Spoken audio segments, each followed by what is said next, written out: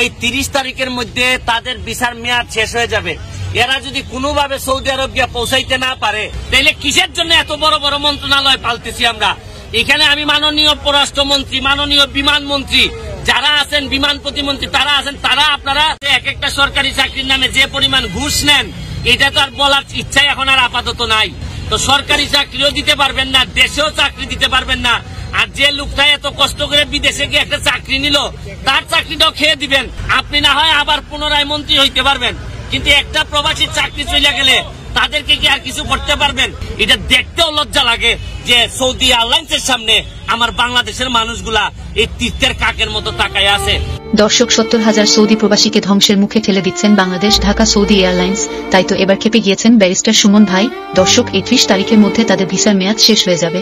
যদি তারা সৌদি যেতে না পারে, এইভাবে 70,000 সৌদি প্রবাসের জীবনকে ধ্বংস করে দেওয়ার মানে কি? তাই তো প্রতিবাদ নিয়ে মাঠে নেমে পড়েছেন ব্যারিস্টার সুমন ভাই। দর্শক, আজকের এই ভিডিওটি অত্যন্ত গুরুত্বপূর্ণ ভিডিও, বেশি বেশি শেয়ার করে সকলকে দেখার সুযোগ করে দিন। চলুন দর্শক, এখন মূল ভিডিওতে চলে যায়। শুরু করিতেছি মহান সৃষ্টিকর্তার নামে, যিনি পরম করুণাময় এবং অত্যন্ত দয়ালু। আমি এখন যে জায়গায় দাঁড়াই আছি এটা হচ্ছে হোটেল সোনারগাঁর সামনে রোডের মধ্যে দাঁড়াই আছি। অসংখ্য মানুষ আমার পিছনে আছে, আর আমাদের সামনে যেটা আছে এটা হচ্ছে সৌদি এয়ারলাইন্স। চিন্তা করা যায় কত অপমানজনক হইলে নিজের দেশে বাংলাদেশের মাটিতে দাঁড়াইয়া সৌদির মতো একটা দেশের এয়ারলাইন্সের দৃষ্টি আকর্ষণের জন্য উকি ঝুঁকি মারতেছি যে এয়ারলাইন্স তাও একটা টিকিট দেয় কিনা, দিলে আমরা সৌদি আরব যাইতে পারবো।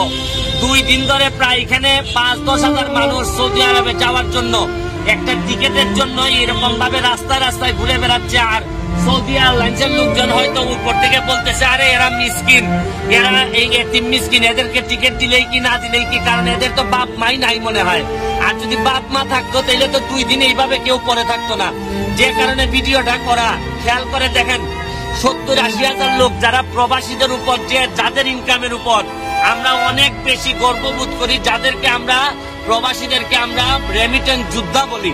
এই 35,000 মানুষ বা 70,000 মানুষ যারা এই 30 তারিখের মধ্যে তাদের ভিসার মেয়াদ শেষ হয়ে যাবে, এরা যদি কোনোভাবে সৌদি আরব গিয়ে পৌঁছাইতে না পারে তাইলে এদের জীবনের স্বপ্ন বা জীবনের যত বাস্তবতা আছে এই বাংলাদেশেরই এদেরকে বহন করতে হবে এবং এই বাংলাদেশের বার্ডেন হবে।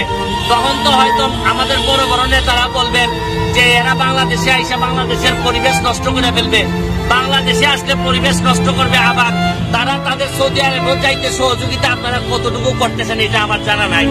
আমি মাননীয় প্রধানমন্ত্রীর দৃষ্টি আকর্ষণ করে বলতেছি যে বঙ্গবন্ধু কন্যা মাননীয় প্রধানমন্ত্রী আপনারই একমাত্র এখন আর এইটার থেকে দৃষ্টি আকর্ষণ করতে হবে। কারণ মাননীয় পররাষ্ট্রমন্ত্রীকে তো বারবার অনুরোধ করেই যাচ্ছি।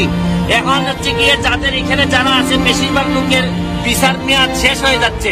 এখন আমি জানি না কোন সমস্যা, বাংলাদেশ বিমানকে কি যাইতে দেওয়া হয় না নাকি না সৌদি এয়ারলাইন্স কোনোভাবে আমাদের লোক নিতে চায় না।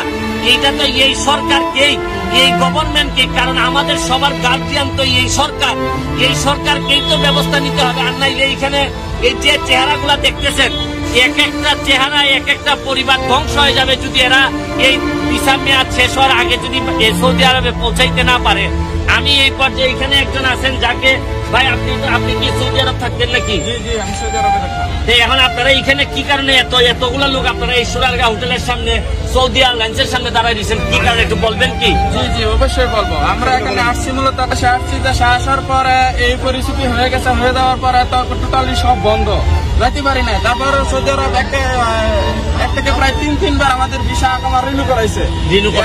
এখন 16 সেপ্টেম্বর থেকে সৌদি এয়ারলাইন্স অনুমতি পাইছে যে আমরা যত প্রবাসী আছি তাদের যাওয়ার জন্য।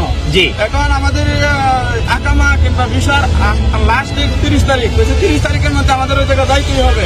যদি আমরা না যেতে পারি পরবর্তী সময়ে তারা আমরা সুযোগ দিতেও পারে, নাও দিতে পারে, না দেওয়ার সম্ভাবনাটাই বেশি। এখানে অনেক প্রবাসী আছে কফিলদারি, যেরকম বাংলাদেশ থেকে টাকা পাঠাইলে ভিসা রিনিউ করে, আকামা রিনিউ করে। আবার অনেকে আছে কোম্পানি পেশাদারি, আবার আমরা অনেকে আছি 10 বছর 20 বছর 30 বছর প্রবাসীরা, তারা অনেক হিসাব নিকাশের জায়গাতে রাখে আসছে। আমরা যাওয়াটা খুবই জরুরি।